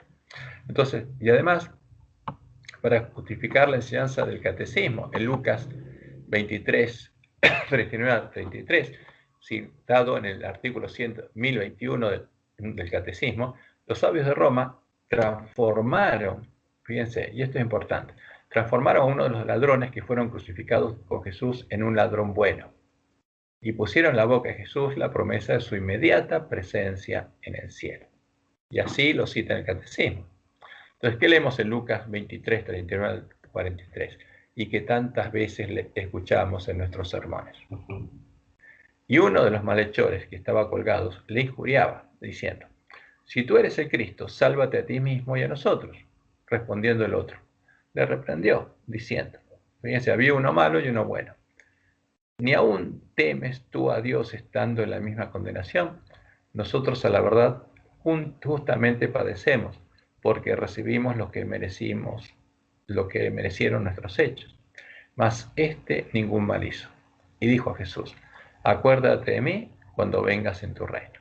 Entonces Jesús le dijo: de cierto te digo que hoy estarás conmigo en el paraíso. No dice otra cosa. Dice que hoy. No dice te digo hoy, sino que el que está antes. Te digo que hoy estarás conmigo en el paraíso. Eso es lo que pusieron en la boca de Jesús. No dice te digo hoy que estarás conmigo. No, acá dice te digo que hoy estarás conmigo en el paraíso. Hoy mismo está en el paraíso. Porque eso es lo que enseña Roma. Ahora, pero fíjense, cuando uno lee esto y lee toda la Biblia, se da cuenta que pasó algo. Y que como los católicos no podían leer la Biblia, a los sabios de Roma no les importó mucho. Esta obra la hicieron con total desparpajo e impunidad, sin siquiera notar que, para conservar la coherencia del texto, también deberían haber cambiado los pasajes que nos muestran que no existió tal ladrón bueno y que las palabras que pusieron en boca de Jesús son falsas. ¿Por qué?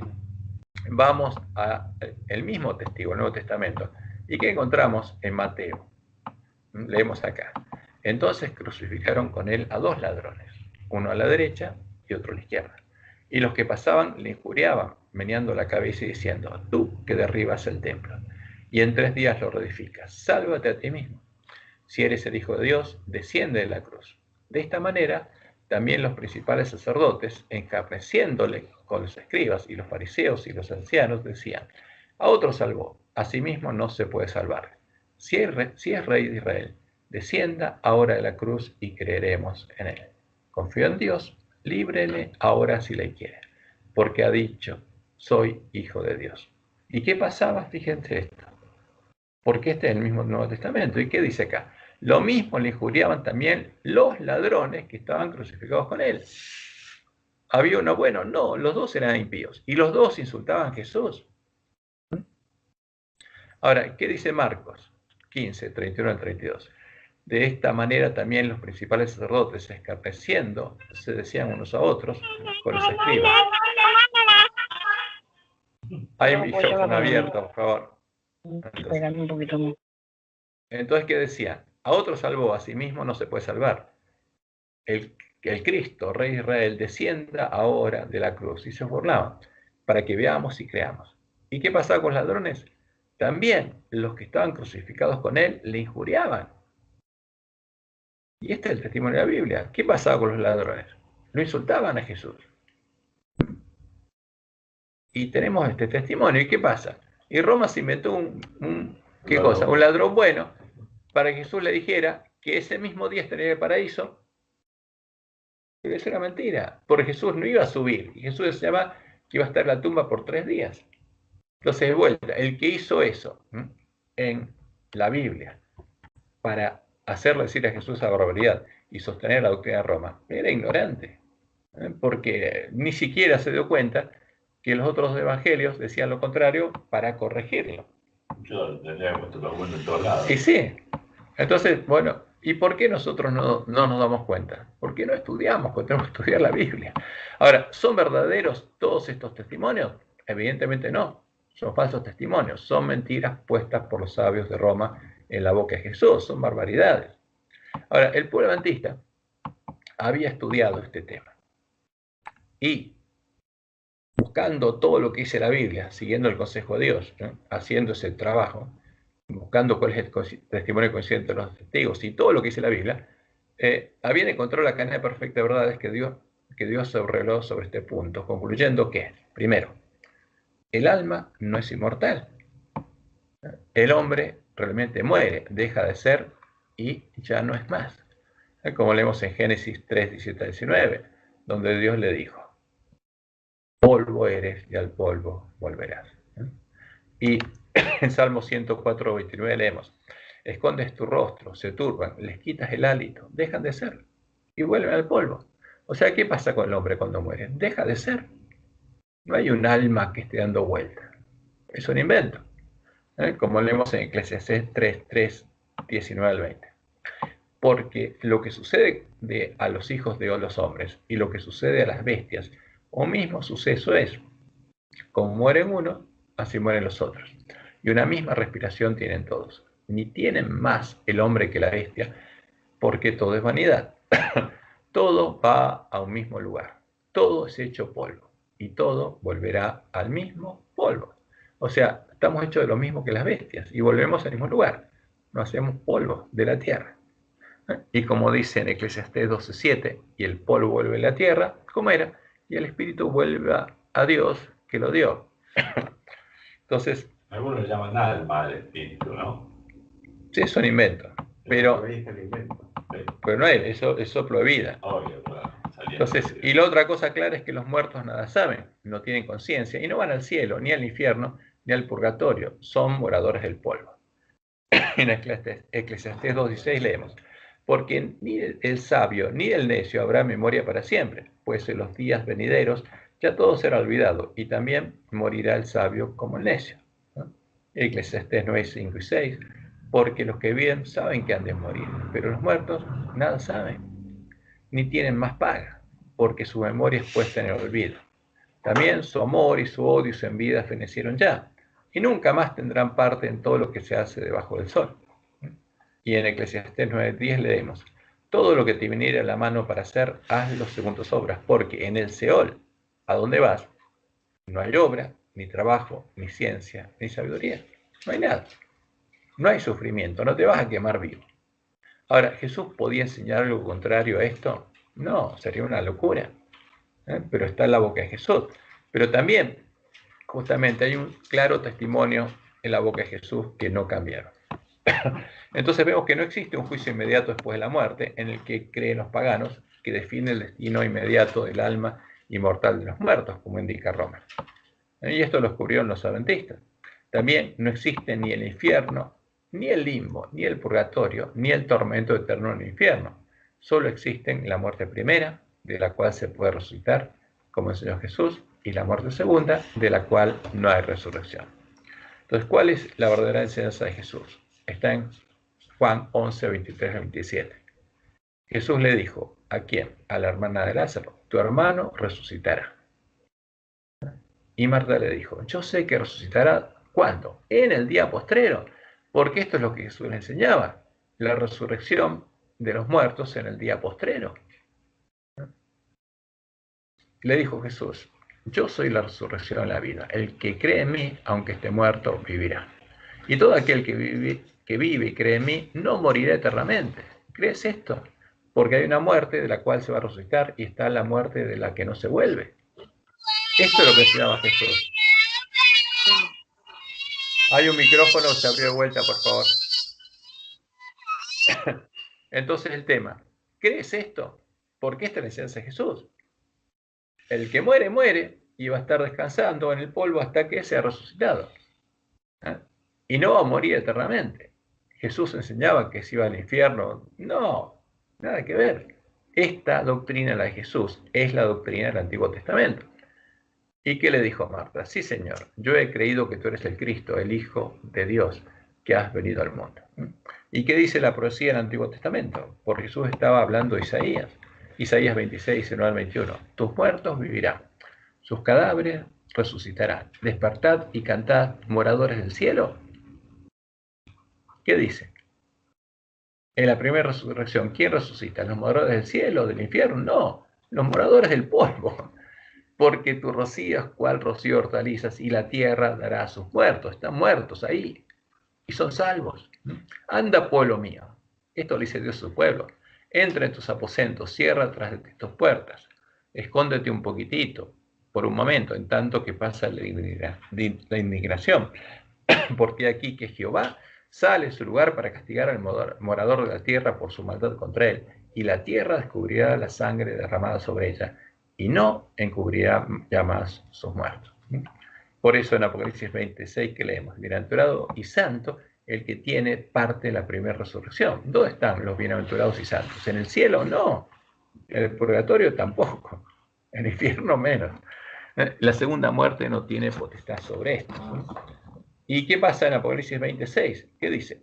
Los otros muertos, acá está la segunda resurrección, no volvieron a vivir hasta que se cumplieron 1000 años. ¿Dónde estaban? ¿Quemándose el purgatorio? No. Estaban muertos.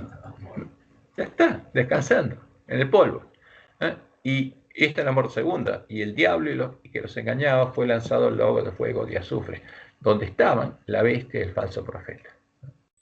Y esto que sigue acá, por supuesto, es un agregado de ellos. ¿Por qué? Porque fíjense cómo dice el versículo siguiente, Apocalipsis 20, del 14 al 15. Y la muerte y el Hades fueron lanzados al lago de fuego. Esto es la muerte segunda. Porque no hay más llanto, ni clamor, ni dolor. Desaparece la muerte. Y el que no se halló inscrito en el libro de la vida fue lanzado al lago de fuego. Porque es el tiempo de los impíos va a desaparecer. Y esto es lo mismo que dice Isaías 26, 14. Muertos son, no vivirán, han fallecido, no resucitarán. Esta es la muerte segunda, porque los castigaste y destruiste y deshiciste todo su recuerdo. ¿Se están quemando vivos? No, ya está, desaparecieron para siempre. Enjugará toda lágrima en los ojos de ellos, y ya no habrá muerte, ni habrá más llanto, ni clamor, ni dolor, porque las primeras cosas pasaron. Todo lo que vino, que creó Satanás, desapareció. ¿Y qué pasa con el juicio de los hombres que son salvos? Porque una pregunta para entender qué es el lago de fuego. Es lo que dice la muerte segunda, donde va a ser deshecho toda la obra de Satanás, en un instante. O sea que También es algo como simbólico. O sea, Es un símbolo. Satanás inventó la muerte. Sí, es Sí. simbólico, pero si mal no recuerdo, hay una parte en Apocalipsis que dice que después que resucitan los no salvos, porque tienen Sí. una resurrección, Sí. y van a atacar el campamento de los santos, Sí. Satanás y todos los no salvos, viene fuego del cielo y los destruye. Bueno, a mí me parece que ese evento donde destruye todo simbólicamente es el lago de fuego y azufre. Es una forma de decir, porque Una forma de ese decirlo. evento, con ese evento, desaparece este universo. Y la vieja tierra desaparece Todo. y se crea. Porque va a haber una nueva creación. Todo esto desaparece. Entonces me parece que ese simbolismo es el más adecuado para describir el lago de fuego y azufre. Pero no es un lugar donde se atormenta a la gente. Todo es simbólico, muchos pero utilizan el lago de fuego para decir que ese es el infierno. Claro, yo lo he escuchado, por eso quería aclararlo. Está bueno, claro. Es decir, toda la obra de Satanás, de la muerte, del dolor, del sufrimiento, todas esas cosas. Todo el fruto del pecado va a desaparecer. Pero todo simbólico. Esta creación que fue corrompida por Satanás desaparece. Y va a haber una nueva, cielos nuevos y tierra nueva. Esa es la promesa de Dios. Ahora, ¿cómo son juzgados los hombres? ¿Inmediatamente después de la muerte? No. El juicio de los hombres que son salvos, porque su nombre no fue borrado por Jesús del libro de la vida, se da en el día antitípico de la expiación. Eso es lo que creía el pueblo antiguo, habían entendido en las bodas del Cordero, cuando Jesús confiesa el nombre de los vencedores delante de su Padre y de sus ángeles. Como dice en Apocalipsis 3:5, el que venciere será vestido de vestiduras blancas, y no borraré su nombre del libro de la vida, y confesaré su nombre delante de mi Padre y delante de sus ángeles. Y el juicio de los impíos y de los ángeles caídos se dará durante el milenio. Claro. No hay un juicio inmediato ni una retribución inmediata como se inventó Roma. Eso es paganismo. Y nuevamente concluimos, sí, es verdad. En Roma cambió las palabras de la Biblia para reflejar en ellas sus falsas doctrinas. ¿Y dónde puso esas palabras? En la boca de Jesús. Y es así. Y es verdad. Y está escrito en nuestras Biblias. Lo podemos corroborar. Ahora, ¿qué le sucede al que cierra sus ojos al anuncio de lo que sucedería con nuestras Biblias y cree que todas las palabras de nuestras Biblias, los cadáveres de los dos testigos, fueron inspiradas por Dios? Porque eso enseñan muchos adventistas y lo creen. Ahora, como los católicos, ¿qué va a pasar con el que cree en esto? Va a llegar a creer que, como Jesús lo enseñó con sus propias palabras, es verdad que, primero, el Papa y los sacerdotes romanos tienen autoridad para perdonar pecados. Ahora, si ninguna palabra de nuestra Biblia fue cambiada, es verdad que Jesús le dio autoridad para perdonar pecados. Y si ellos no se lo perdonan, sus pecados son retenidos y no pueden ser perdonados, porque eso dijo Jesús. Entonces, ¿qué tiene que hacer? Y volver a la Iglesia Católica y pedirle perdón al Papa. Ahora, ¿qué pasa con las palabras de Jesús que hablan de la inmortalidad del alma y el tormento eterno en el infierno? Y va a tener que creer que son doctrinas verdaderas. ¿Por qué? Porque lo dijo Jesús. Y eso es lo que pasa con católicos. Entonces nosotros, Dios nos llamó justamente a arreglar nuestras lámparas y nos dijo lo que pasó para que no fuéramos engañados. Entonces, como Jesús lo indicó, solo el conocer la verdad nos haría libres. Dijo Jesús entonces a los judíos que habían creído en él: si vosotros permaneciereis en mi palabra, seréis verdaderamente mis discípulos y conoceréis la verdad, y la verdad os hará libres. Ahora, ¿qué hizo Roma? Cambió las palabras de Jesús. Por eso Dios nos dio esta regla. No se tomará en cuenta a un solo testigo. Solo por el testimonio de 2 o 3 testigos podemos afirmar que algo es verdadero. 2 Corintios 13:1, por boca de 2 o 3 testigos se decidirá todo asunto. Y cuando vemos que los 2 testigos dicen algo y algunos versículos que dan soporte a la doctrina de Roma dicen otra cosa, obviamente ese no es un versículo, ¿no?, que tenga las palabras de Dios, sino las de los sabios romanos. Y como Dios nos dijo, a la ley del testimonio, si no dijeren conforme a esto, es porque no les ha amanecido. Y es evidente, a los sabios de Roma que escribieron esos versículos, no les había amanecido. Ahora, nosotros, una vez que abrimos los ojos y nos damos cuenta de esto, tenemos que arreglar nuestras lámparas. ¿Por qué? Porque tenemos que saber cuál es el verdadero Jesús, cuál es el Dios verdadero, cuál es el verdadero evangelio, cuál es el verdadero camino. Porque nuestras lámparas tienen que iluminar ese camino y tenemos que recorrerlo. Y cuando arreglamos nuestras lámparas, toda la suciedad de la basura de Roma desaparece, ¿eh? Como Dios dijo que cuando Él iba a barrer de nuestra mente toda la suciedad de la basura. ¿Y en qué está basada la suciedad de la basura? En los versículos que Roma cambió en la Biblia. Bueno, en esta parte, cuando, fíjense, con un ejemplo, vimos cómo arreglar nuestras lámparas. Y comprobamos que lo que Dios dice es verdad, porque es evidente cuando uno pone estas cosas a la luz del testimonio consciente de los testigos. Es evidente que estas cosas las puso Roma. ¿Y cuándo? Y cuando Jesús le da autoridad al Papa, es cuando el Papa recibe autoridad. ¿Quién se la da? Constantino. Entonces tiene que poner en la boca de Jesús que Jesús le dio su autoridad y no Constantino. No como dice la profecía, que el dragón le dio su trono, su poder y su autoridad. Entonces todas estas cosas tienen que ayudarnos a abrir los ojos. Pero tenemos que seguir trabajando con nuestras lámparas. Ahora vimos cómo hay que hacer, pero vamos a hacer lo mismo para buscar cuál es la puerta estrecha. Entonces vamos a tener que buscar todo lo que Dios dice sobre la puerta estrecha. Y todo lo que dice la Biblia, y vamos a poner todos juntos. Lo que pusieron los sabios de Roma y lo que Dios dijo. Y vamos a tratar de diferenciar cuál es la puerta estrecha, cuál es la puerta ancha, cuál es el camino angosto, y cuál es el verdadero evangelio. Cuál es el semilla de trigo, y cada una de las cosas que tenemos que entender para que, como los discípulos en Pentecostés recibieron el Espíritu Santo de la promesa, nosotros también podamos recibir al verdadero Espíritu Santo de la promesa. Y entrar al reino de Dios y empezar a recorrer el camino angosto que lleva a la ciudad de Dios.